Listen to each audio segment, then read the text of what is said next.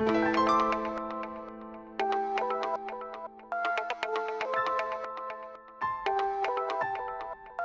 വഴുതനങ്ങയുടെ അവിയൽ എങ്ങനെയാണ് വെക്കുന്നതെന്ന് നോക്കാം. ഈ വഴുതനങ്ങ മാത്രം വഴറ്റിയിട്ട് വെക്കുന്ന അവിയലാണ്. ഇത് നല്ല സ്വാദായിരിക്കും. നോക്കാം. ഇങ്ങനെ അവിയലിൻ്റെ പോലെ നീളത്തിൽ. ഇത് ഈ വഴുതനങ്ങയ്ക്ക് കുറച്ച് കറ കാണും, അതുകൊണ്ട് വെള്ളത്തിലോട്ട് ഇങ്ങനെ അരിഞ്ഞിടണം. ഇത്രയും നീളത്തിൽ. ഈ നീളം കുറച്ചൊരു 10 മിനിറ്റ് വെള്ളത്തിലിട്ടേക്കണം. എല്ലാം ഇത് അരിഞ്ഞ് കഴിഞ്ഞിട്ട് കാണിക്കാം.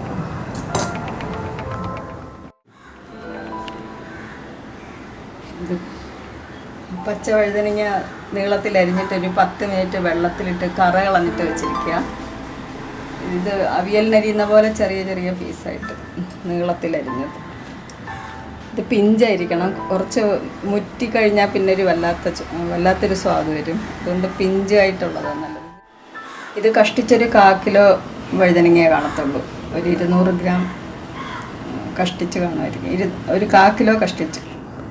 അതിൻ്റെ കൂടെ 2 പച്ചമുളക്, എരിവുള്ള 2 പച്ചമുളകും കൂടെ അടുപ്പത്ത് വഴറ്റാം. വെളിച്ചെണ്ണ ഒഴിച്ച് വഴറ്റാം. ഒരു 2 ടേബിൾ സ്പൂൺ വെളിച്ചെണ്ണ.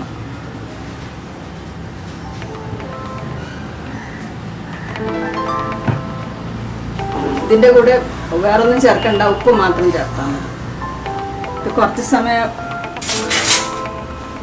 സമയം ഇളക്കുമ്പോൾ ഇത് അടൻ്റെ മെഴുക്കുവരട്ടി പോലെ വഴണ്ടി വരും.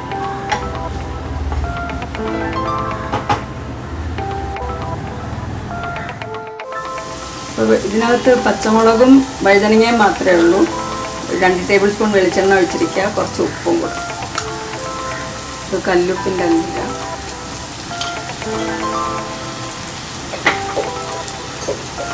ഇത് ഇടയ്ക്കിടയ്ക്ക് ഇളക്കിയാൽ മതി, മെഴുക്കുവരട്ടി പോലെ.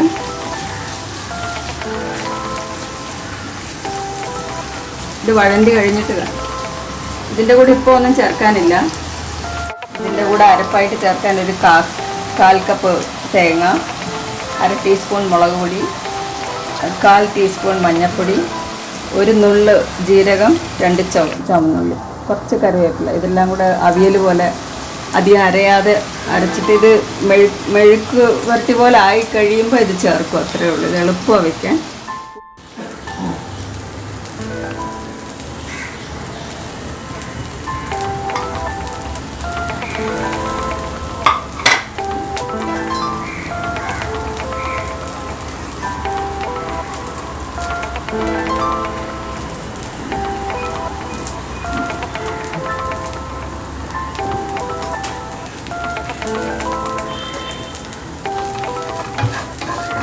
ഇതിപ്പോൾ ഒരു 10 മിനിറ്റോളം വഴറ്റിയിട്ടുണ്ട്.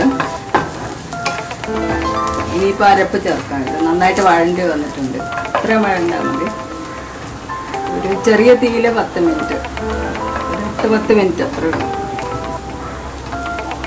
ഇനി അരപ്പ് ചേർക്കാറായി. ഈ തേങ്ങയും 4 കറിവേപ്പില, മുളക് പൊടി, മഞ്ഞൾപ്പൊടി, ജീരകം, ചെറിയ ഉള്ളി.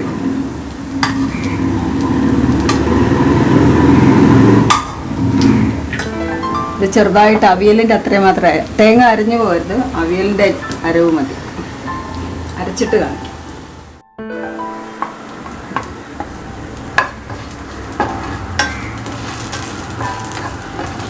ചെറുതായിട്ടൊന്ന് അരഞ്ഞിട്ടേ ഉള്ളൂ. ഈ കാണിച്ച ജീരകവും തേങ്ങയും ചെറിയ ഉള്ളിയൊക്കെ.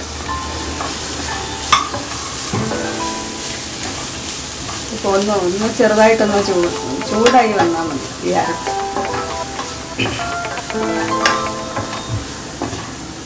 നേരത്തെ വെളിച്ചെണ്ണയില്ല വഴുതനങ്ങ വഴറ്റിയത്. അതിൽ കുറച്ച് വെളിച്ചെണ്ണ വെച്ച്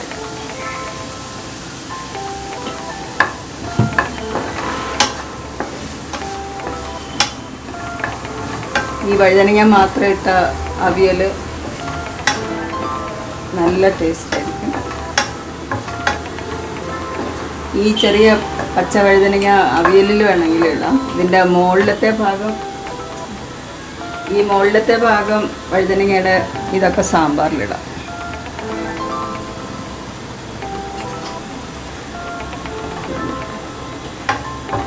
ഗ്യാസ് ഓഫ് ചെയ്തു.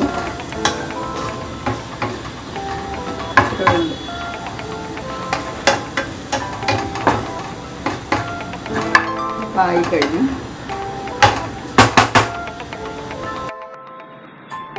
എല്ലാവരും ഈ വഴുതനങ്ങ അവിയൽ ഒരു പ്രാവശ്യമെങ്കിലും വെച്ച് നോക്കണം.